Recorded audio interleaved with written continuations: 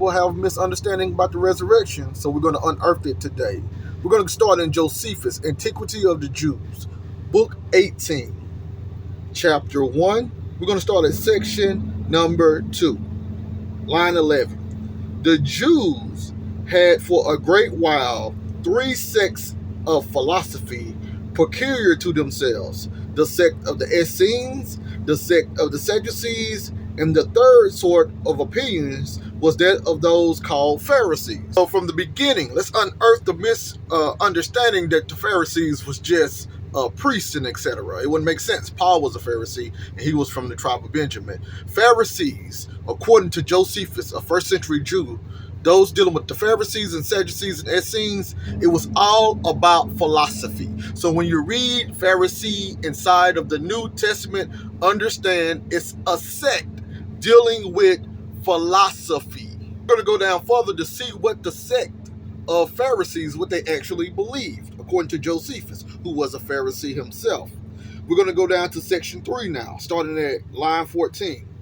They, he's talking about the Pharisees, also believe that souls have an immortal vigor in them, and that under the earth there will be rewards or punishments, according to they that have lived virtuously or viciously in this life, and the latter are to be detained in everlasting prison. But the former shall have power to revive and live again. Okay, they should have power to revive and live again. This was one of the thoughts, the ideas of the Pharisees. Let's see more about what that's talking about. We're going to go to War of the Jews, Book 2, Chapter 8, Section 14. We're going to find out what the Pharisees actually believed. What was their philosophy? They say that all souls are incorruptible, but that the souls of good men are only removed into other bodies, but that the souls of bad men are subject to eternal punishment. But the Sadducees don't believe in none of that. But let's go back to the Pharisees. So they believe that all souls are incorruptible, but the souls of the good people are removed into other bodies. So he said they have the power to revive. Now we have the understanding they're being removed into other bodies. Let's see more what that's talking about from Philo of Alexandria, who also was contemporary to Christ and Josephus and etc. I can't stress it enough. Pharisees was a philosophical understanding. It's all about philosophy, what they believe, how life worked, and etc. So now we're on Dreams, Book 1, and the works of Philo. This is going to be found on page 377 of the hard copy. This is section 22. I'm going to start at line number 137 through 138. It is not then observed that the element by means of which the other elements have been filled with vitality should itself be destitute of living things. Therefore, let no one deprive the most excellent nature of living creatures of the most excellent of those elements which surrounds the earth, that is to say, of the air. For not only is it not alone deserted by all things besides, but rather like a populous city, it is full of imperishable and immortal citizens, souls equal in number to the stars. So he's saying in the heavens, in the air, there's souls living in a populous city, which we call heaven today. Now, of these souls, some descend upon the earth, but with a view to be bound up in mortal bodies, those namely which are most nearly connected with the earth, and which are lovers of the body. But some soar upwards, being again distinguished according to the definitions and times which have been appointed by nature. I'm going to read 139 too. Of these, those which are influenced by a desire for mortal life, and which have been familiarized to it, again return to it.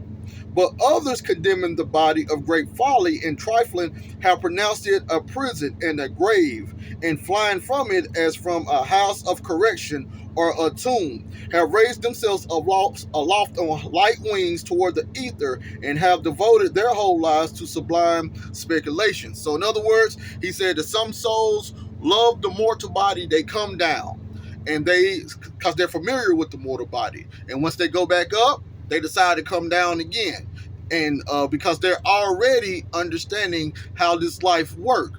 In other words, it's a process of what they call reincarnation. But remember, life after death, souls being immortal, souls of good men go into other bodies and etc. Even though some of the things are different, like Philo says, souls in general. Meanwhile, you have Josephus saying there's another sect, or they're believing that souls are under the earth and they're being born again. Meanwhile, Philo is saying they're above the earth, or they're in the sky and they're being born again. The point is, they all believed in life after death and in returning back to life. Now let's enter the Bible. Matthew 23:1. Then Jesus spoke to the multitudes and to his disciples, saying, the scribes and the Pharisees sit in Moses' seat. Therefore, whatever they tell you to do, observe and do, but do not do according to their works, for they say and do not do. So in other words, he didn't have a problem with their philosophy, he had a problem with their actions. So people want this resurrection motif to be about coming back in your same living body that you left in. But they're saying it's the souls of a man go into another body. So they're not returning into their own physical body. Their soul is returning into another body. But let's continue. If the Bible explains that a little more, or shows examples of that. Luke 24:15. So it was while they conversed and reasoned that Jesus himself drew near and went with them. But their eyes were restrained, so they did not know him.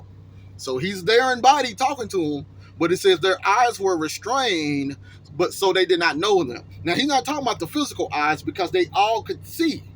He's talking about that inward eye. It was restrained, so they did not know him, and they did not actually find about him until it went on and he started expounding on the scriptures to him. And I'm actually combining other information, but let's keep going. John 20:14. Now, when she had said this, she turned around and saw Jesus standing there and did not know that it was Jesus. Mark 16:11-12.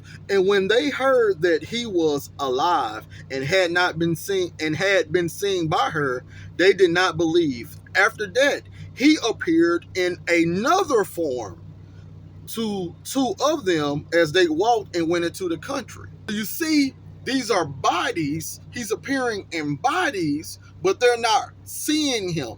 They knew what he looked like because he was 30 something, from childhood to adulthood. They knew what he looked like physically, but the Pharisaic thought is that the soul of a righteous man would come up and enter into other bodies. So we have to get the philosophy correct before we start teaching what they believe. And we have the Bible expounding on this Pharisaic thought on how the Messiah was actually appearing in these other forms, in these other bodies, not looking like himself, but taking the form of other individuals. That's what the Pharisees actually believed, was that the soul did not die and it could return into other bodies, other forms. So it's the spirit that was living, and the spirit gave life to the body. The spirit, the soul gave life to the body.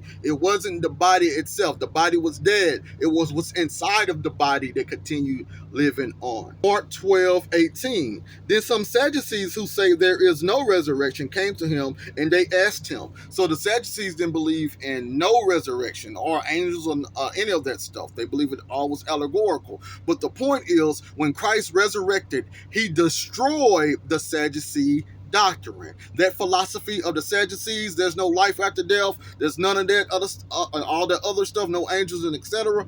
Christ destroyed that with his resurrection, showing that the Pharisees understood, or they was on point dealing with what happened in the afterlife. It needed a little tweaking, but at least he was showing that there actually is life after death. And that life that the Sadducees believe was underground, it was going to come overground. Thank you.